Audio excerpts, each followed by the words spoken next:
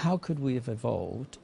Because the eye is so complex. For example, we've got cameras in the studio here, and they need camera operators to pull focus and to be able to change shots and everything. And the more distance or close-up you get, you have to change the actual iris of the camera, perhaps even open it or close it a little bit. So that's all done instantaneously within the brain, the human brain. And it's so complex that I thought, how could we have been bumping around without sight for thousands or millions of years if we've evolved, when really it needed to be functioning from the word go? Well, yes, all right, I will answer that question. Certainly, you're absolutely right. The eye is a most remarkable organ, and it does the same sorts of things that these television cameras do. It does instant focusing. It does instant stopping down with the iris diaphragm. It's got full colour, three colour vision, just like modern televisions have, and it is a remarkably beautiful. It's not totally flawless. There are interesting flaws, interesting imperfections, which actually are revealing. Nevertheless, it does work very well, and an engineer would give it somewhat high marks for being well, quote, designed. Now, you raise the question, doesn't it all have to be working before it's any good? How could we bump along for millions of years with only half an eye? That's a bit of a fallacy, because actually only a quarter of an eye, only a hundredth of an eye is better than nothing. You can make a slowly climbing ramp of improvement from just the very rudiments of vision, just say being able to tell the difference between light and shade, nothing more than that, right up to the perfection of a human eye or the eye of a hawk, say.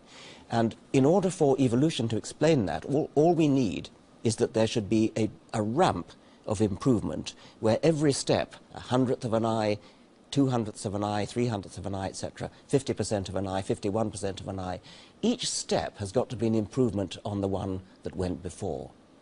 And it's easy to see why that would be. You start by being able to tell whether there's a shadow, whether it's night or day. Shadow's useful. It could be a predator moving overhead in the sea.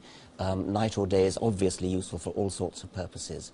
Then you could imagine a cup.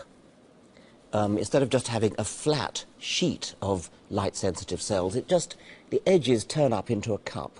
Now, the cup means that if there's light coming from that direction, it hits that part of the eye. If there's light coming from that direction, it hits that part of the eye. So already the animal can tell the direction from which light is coming and the direction from which a shadow is coming. So we haven't got an image yet. All we've got is the direction of light. Now the cup can steadily and slowly over evolutionary time close over until you end up with a little hole at the top. And the little hole at the top, the same principles working all the way, that light coming from that direction hits that part of the retina, and from that direction hits this part of the retina. But because there's a hole, it's rather more precisely, not exactly focused, but light from there hits there, light from there hits there, light from there hits there, because it's got to get through the hole. We're moving towards a pinhole camera. Now, a pinhole camera, if you make the hole small enough, and remember we're having a smooth gradient of closing up the hole, if you make the hole small enough, then it makes a sharp, focused image. The trouble with a pinhole camera is that the image is very dim because very little light can get through the pinhole. What you need is a lens, because what a lens does is gather light from different directions and focus it on a point. Instead of it having to go right through the middle of the hole, it can be gathered from a wider range of sources. Now, a lens is not difficult to arrange. Any old chunk of transparent gubbins will do the job better than a pinhole. So once again, we've got a slow, gradual improvement. Any old lump of gubbins, transparent, is better than nothing, and then the lens simply improves its shape gradually, gradually. It's got to be gradually. Every step has got to be a slight improvement over the previous one. You get a lens. Can I just ask you though, Richard? Yes.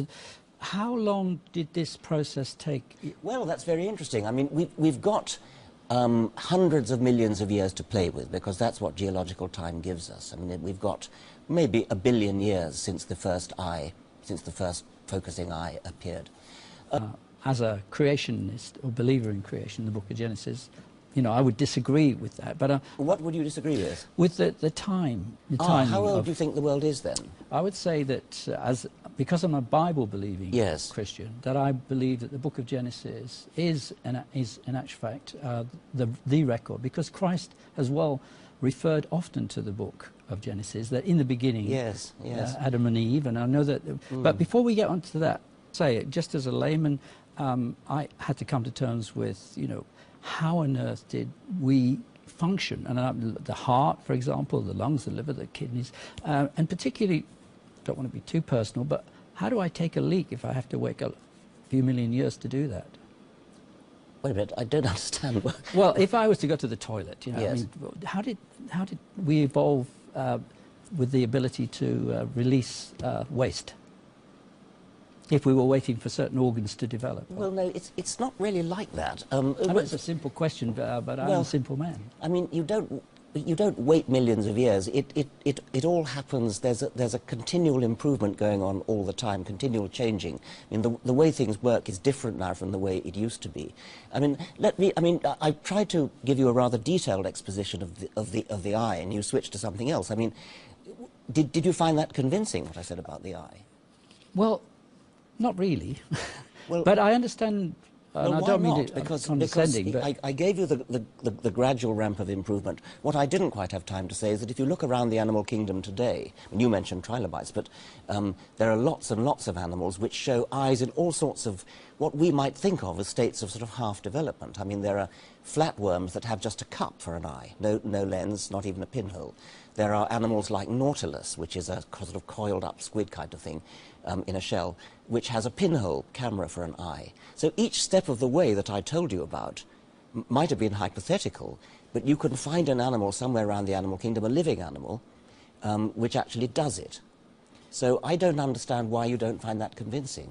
Well, let me tell you what happened in my brain at that particular moment in time was that I was thinking of the book of Genesis, and where God says that he made everything according to its kind, and that it was, and we stayed within those groups, and we didn't evolve.